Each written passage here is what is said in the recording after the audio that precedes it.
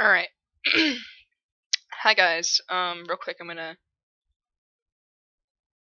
try. So you guys are probably gonna experience some buffering.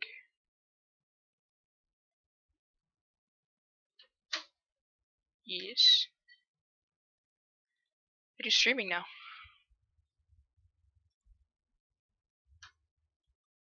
See?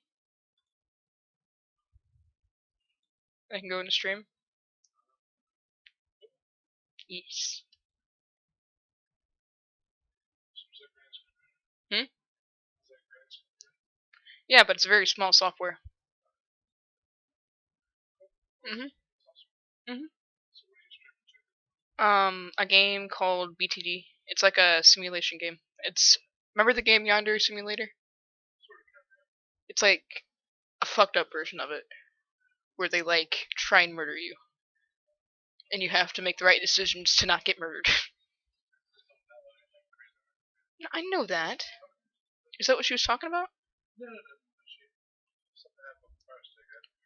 Oh, okay. Sorry about that, guys. Let's actually get to the stream now. My dad's crap. All right. So, as many of you know, we are going to be playing Boyfriends to Death, and yes, I'm probably gonna get in trouble for that, but you know what? Fuck it, they can suck my dick. Um, I think we're gonna start from the very beginning. It's always best to name yourself straight because you can get some cool things with it.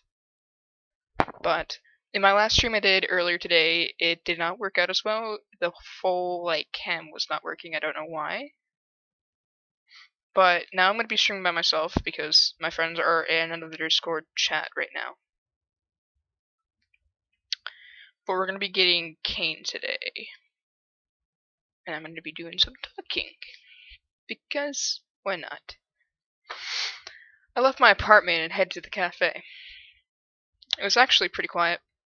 The sound of the piano slowly began to cut through the silence, like the tissue. Wait, great job. Like tissue, and I was soon completely mesmerized by the bewitching music. I don't even remember entering the cafe. I can't even. See, I'm a little small brain. I can't say that. Moonlight Sonata? A who? Get your nanny ass out of here. I suddenly found myself standing next to the source of the alluring music. Enjoying the music? I stared at him for a moment before responding. Oh yes, it's very lovely. He looked up from the keys, his hands continuing their y'all know what I'm trying to say. Okay. Please, have a seat. He nodded to a nearby chair before returning his attention to the ivories. I took my seat and quietly watched him play. His long fingers danced elegantly across the keys, and I couldn't help but be hypnotized all over again. I stared at the side of his face and watched him for a moment. I wanted to know more about him. Is there something on my face? He said. His joking comment brought me back to reality. Again, I looked up at him and shook my head. Uh-oh. Wait, oh no. Just amazed by your playing. He chuckled and gave me some side glance. Now, I know that you didn't come here all the way here just to listen to me play. He took his hands off the keys and turned to my face, finally giving me his full attention. So then, sweetheart, what can I do for you?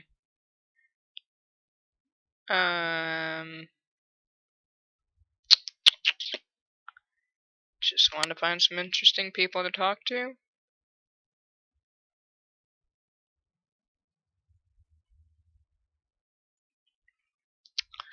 I only blushed harder.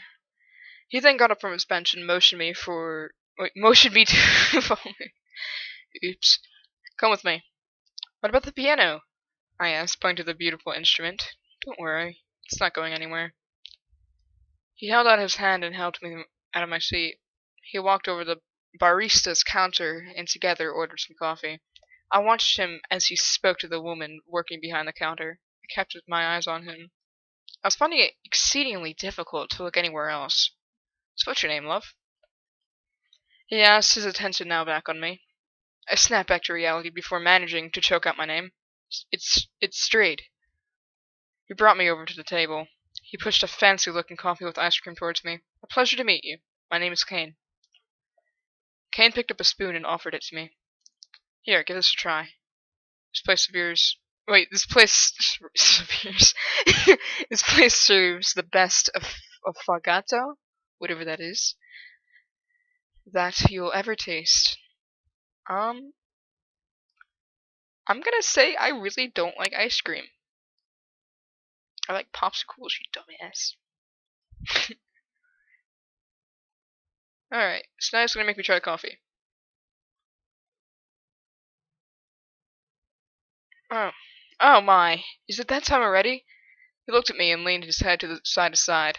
I suppose time really does fly when you're having fun. He stood up, took my hand in his, and gave it a kiss. Have a lovely rest of the night, my dear. Unfortunately, I have to go, but I do hope we meet again. He started making his way towards the exit. I'm gonna say I should probably get going then. It is getting pretty late. Yes, that is a good idea. You don't want to stay out too late. Kane put a hand gently on my shoulder. Something about his tone made me feel a little uneasy. It felt almost like he was threatening me. I could walk you home if you like, he asked, his hand still resting on my shoulder. No thanks. I think I'll be okay by myself, I said, trying to sound as polite as possible. Well, alright then, if you're sure. He then took his hand off my shoulder and began making his way towards the door. Have a wonderful evening, love. He looked back at me before leaving. Have a safe trip home. I noticed a large black feather sitting on the table. I picked it up and examined it. How did this get here? Something about it was strange. It didn't look like any normal bird feather. It was much larger and thicker than any other feather I've ever seen. What the hell? My heart I can't even say that. Inexplicably, I think that's what that says, started pounding. I've dropped the feather back on the table, but the thumping didn't stop. I got up from my seat and rushed out of the cafe. Maybe I could just walk it off. The pulsing in my chest only grew more severe as I tried to walk home.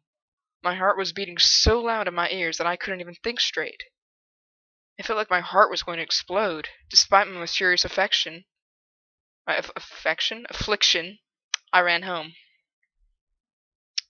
I ran until the muscles burned and the acid in my stomach crawled up my throat. I put my hand over my mouth as the urge of vomit began to creep in. Almost there. I pulled the keys out of my pocket and hastily searched through them as I approached my door. I leaned myself against my door and wiped the sweat off my forehead. I was exhausted from the whole thing. What was happening to me? Why was I feeling this way? I could feel tears streaming down my face. I was scared. I shoved my face into the pillows and cried into it. I needed help, but I didn't know what to do. I was so tired. My eyelids fluttered before closing, finally losing the last shred of energy that I had. I felt a gentle, warm touch on my face. The sun. I groaned as I flipped in my sheets, feeling how soft they were under my hands. They smelled nice, too.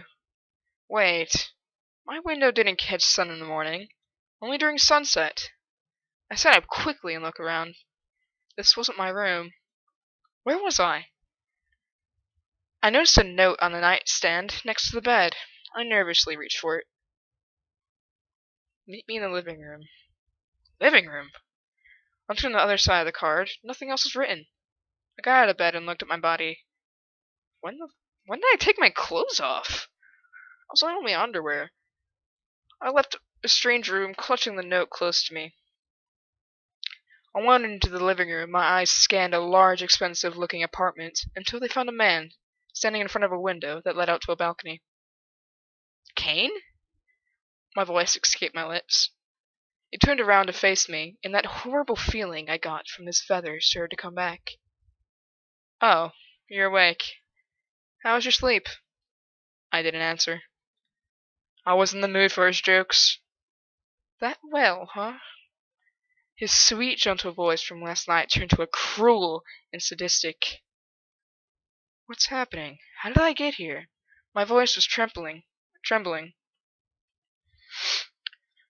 Even through my anger, I couldn't mask the fear, the uneasiness I was feeling.